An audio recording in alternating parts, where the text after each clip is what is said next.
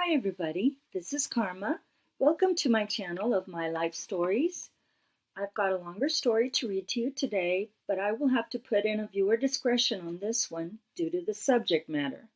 So if you are underage or a person that is easily offended, I respectfully ask that you skip this video and go to the others I have on this channel, as today's story is about the use of marijuana for pain control. This is not a happy story, nor does it have a happy ending, but it is the life story of one of my viewers, and I am grateful that he has decided to share it with us.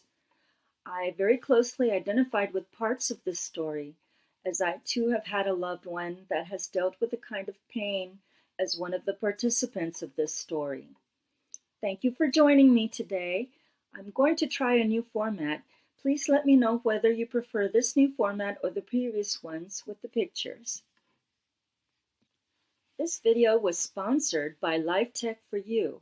A link to their website has been listed below. Now, on to the story. I'm calling this story, We Came Full Circle. I was thinking about my mom the other day. She was a defining force in my life. If not for her guidance and support, who knows where I would have wound up. At 19, I became a father. I tried to do the respectable thing and married her. We were both very young, and Kay was not ready to settle down. She still had lots of wild oats to sow. Our marriage was doomed from the start, and that is another story in itself for another time. I'm in my 50s now, but sometimes it still seems like this all just happened yesterday. I found myself a single father, raising a baby son on my own, with no wife in the picture. My mother, God bless her, helped me as much as she could, and this story is about one of those times when we wound up coming full circle. There were lots of challenges to raising my son. I worked the best I could, but money was tight a lot of times. I lived with my mom on and off during this time. When I was 22, my mother caught me relieving some of my stress with a joint. I would frequently indulge in this habit alone or with my friends. To say the shit hit the fan would be an understatement. My mother was horrified.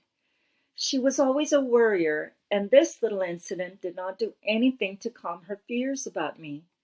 She chased me around the room protesting I should have been more responsible and mature, and that I must have lost my damn mind. Because we were both renting the house we lived in, she was unable to just throw me out, like she wanted to. So she grit her teeth, bared it, and we continued to live together until I got married a few years later, could afford a place of my own, and moved out. But she never let me forget that she had caught me smoking pot, although she did say that as long as I did not turn into a violent pothead, I was an adult and I could do whatever I wanted. I married my now wife in 1991. This marriage took, and I consider it one of the best decisions I have ever made. We built our life together and raised our son. I had a good paying but high stress job that I was really good at, but made me extremely unhappy. In 1996, with my wife's blessing, I quit that job to follow my dream and purchased a small mom and pop grocery store deli. I was on cloud nine. About a week later, as I was clearing out some debris from my backyard, I bent over and blew out my back. I wound up having back surgery as the pain I was under was unbearable. Unfortunately for me, I am a tall guy, 6 feet 4 inches or 193 centimeters.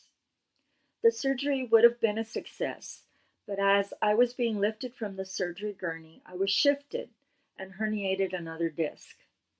I had to stay in the hospital 30 days more before I could have surgery again for the newly herniated disc. The hospital took no responsibility for this occurrence. According to them, my back was screwed up anyway. The second surgery was unsuccessful. The same surgeon that did the first surgery did the second. He was unable to locate the damaged area. We kept telling him to x-ray the lower part of my back where the pain radiated, but he never listened. He basically did the second surgery blind and left me with constant debilitating migraine headaches, sciatica pain in my right leg, and 2 dead middle toes. Because those toes were numb, I had no feeling in those 2 toes at all. I had to be careful. Those toes were constantly black and blue as I would drop things on my foot or would accidentally bang my foot as I shuffled along with my cane. I was in constant pain, and no one could help me. My surgeon became frustrated with me. He completely cut me off as a patient and as a client. He simply refused to see me again. He could not deal with the fact that although he was the leading specialist for this particular type of back surgery in the country, I was someone who fell into the 1% of people that for whatever reason do not heal the way that they should. He did not want to admit that this surgery, and he, was a failure. So he gave up on me. I had been prescribed opiates for my immense pain, but when the doctor cut me off, I was unable to get any more prescriptions from him or anyone else. I was addicted to the painkillers, and it took a while to dry out from them. As my wife would constantly say, I was a lovely person to be around at this time. A GP I had gone to said, "You're a 30-year-old man in an 80-year-old body. Deal with it." As hard as we tried, we lost that little grocery store deli. My dream died before I really had a chance to implement it. I was unable to work at that time, but my wife worked for an insurance company and had both of us insured through her job. Lucky for me, my wife was a person of faith. She always believed that things would get better, and she would not let me give up as things got worse. When we lost our home, I was in despair. She held my hand and told me not to worry. Someday, she promised, we will get a bigger house for our family. I turned back to my old friend weed for help with the pain. As marijuana use is highly stigmatized, I hid my use of it from my wife. Anyone who has walked a mile in my shoes will know that there is a point when, beyond desperation, you will do or try anything to relieve the unending pain. I only went back to marijuana as nothing else I tried worked to help me relieve my pain. Marijuana was a good alternative to the opiates. It did not make me foggy, and it helped minimize my pain so that I could function more normally. During that time, I could not work because I could not sit for long periods of time. I could not stand for long periods of time, and I would have to lay down to relieve the blinding migraines that accompanied the pain from my herniated discs. Also, I researched CBD oils and other TCB products that might give me relief. Not going to lie, but pot was heads above everything else I tried.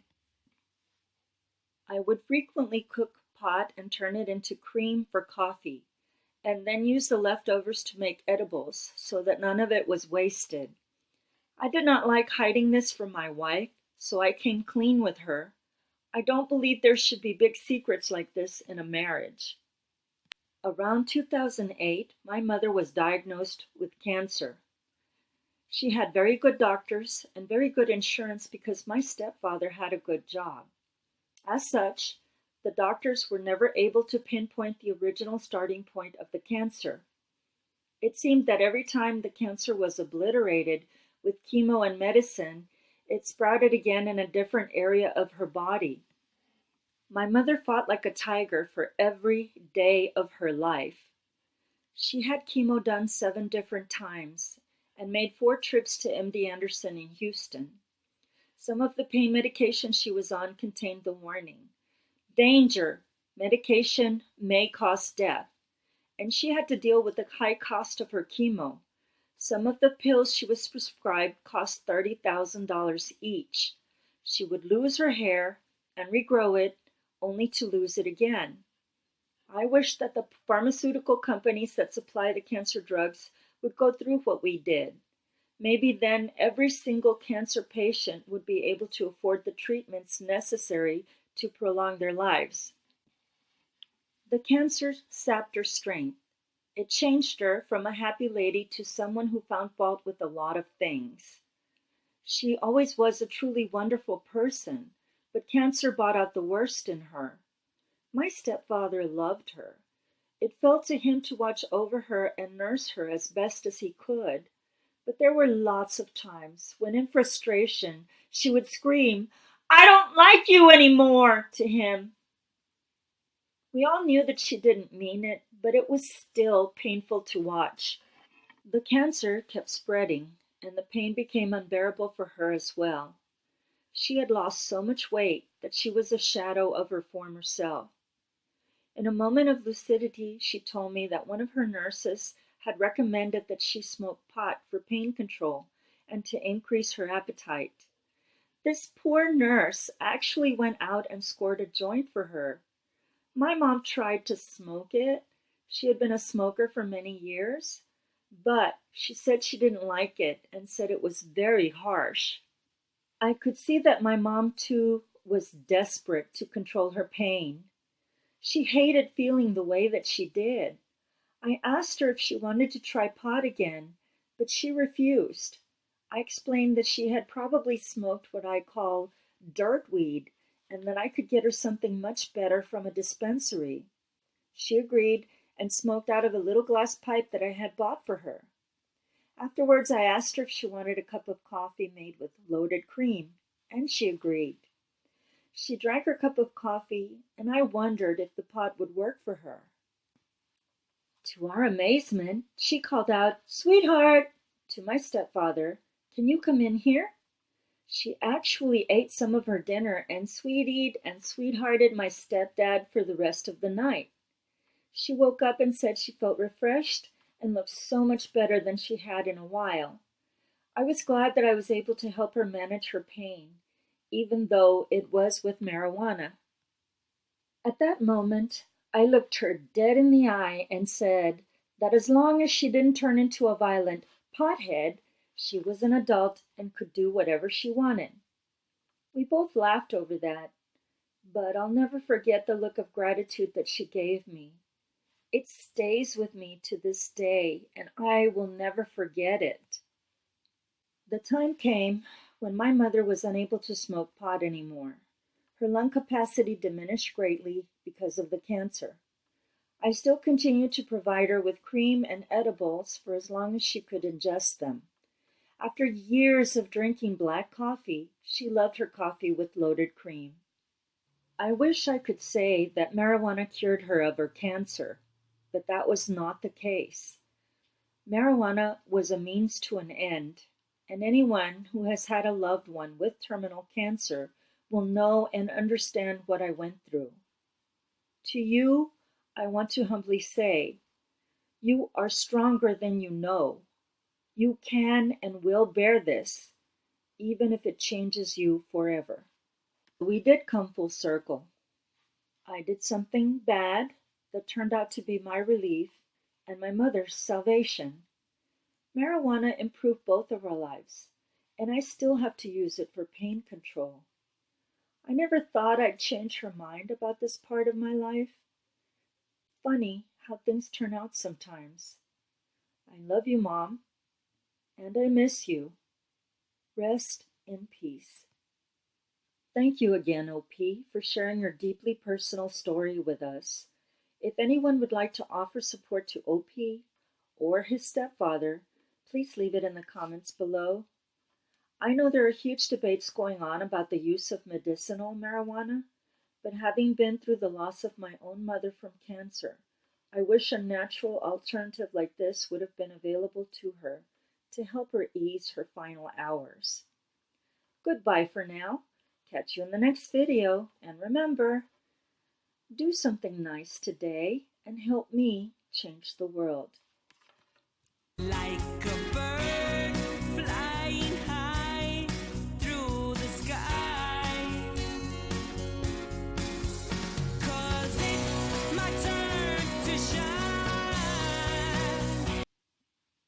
If you would like to place an order through LifeTech4U, please use code Karmagetin at checkout for a 10% discount plus free shipping on any products ordered. My video for today. Thank you for watching. Please give me a thumbs up and feel free to share this video with anyone. And subscribe to not miss any new videos that come out. Laters!